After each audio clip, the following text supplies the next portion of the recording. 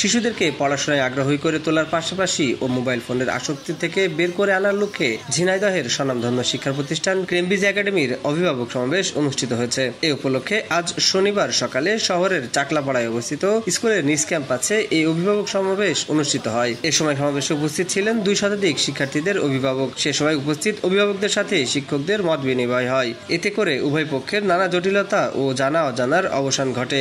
অনুষ্ঠানে স্কুলের পরিচালক মোহাম্মদ আতিয়ার রহমান অভিভাবকদের উদ্দেশ্যে বলেন, আপনারা আপনাদের সন্তানদেরকে খেলার সময় দিবেন এবং সেই সময় দিলেই দেখবেন আপনার সন্তানরা পড়াশোনায় মনোযোগী হবে। তাদের দিকে বাড়তি খেয়াল রাখবেন। মোবাইল ফোন আসক্তি থেকে বের করে আনতে তাদের ফিজিক্যাল অ্যাক্টিভিটিসের মধ্যে তাদের সাথে বেশি বেশি করে সময় দিবেন, তাহলে আপনার সন্তান মোবাইল আসক্তি থেকে বের হয়ে এসে লেখাপড়ায় মনোনিবেশ করবে। এছাড়াও পরিচালক মোহাম্মদ আতিয়ার রহমান অভিভাবকদের বিভিন্ন দিক নির্দেশনামূলক পরামর্শ প্রদান করেন। সবার মধ্যে অনেক কথা থাকে, মানে বাচ্চাদের নিয়ে, স্যারদের নিয়ে, যে এটা সমস্যা ওটা সমস্যা।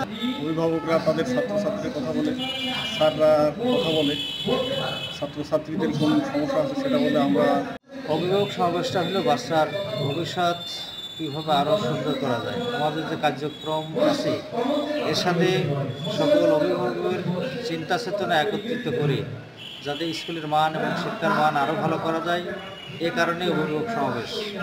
আর এই অভিভাবক সমাবেশের মাধ্যমে সেগুলো কিন্তু আমরা জানতে পারি। অনেক সময় তারা যখন আসে আমরা হয়তো কাজে ব্যস্ত থাকি, তাদের যে কথাগুলো বলতে পারে না, অভিভাবক সমাবেশ করলে তাদের সেই কথাগুলো বলতে পারে। আমরা যখন অনেক সময় ছাত্রছাত্রীদেরকে বলি যে তোমরা এই ফোনগুলো ব্যবহার করবা না, গেম খেলবা না, অনেক সময় বাবা মার কথা না শুনলেও টিচারদের কথা অনেক সময় ছাত্রছাত্রীরা শোনে। উল্লেখ্য, ঝিনাইদহের কেমব্রিজ একাডেমি 480 জন শিক্ষার্থী ও 119 জন শিক্ষক শিক্ষিকা নিয়ে 2000 সাল থেকে এখন পর্যন্ত সুনামের সাথে পাঠদান কার্যক্রম চালিয়ে যাচ্ছে।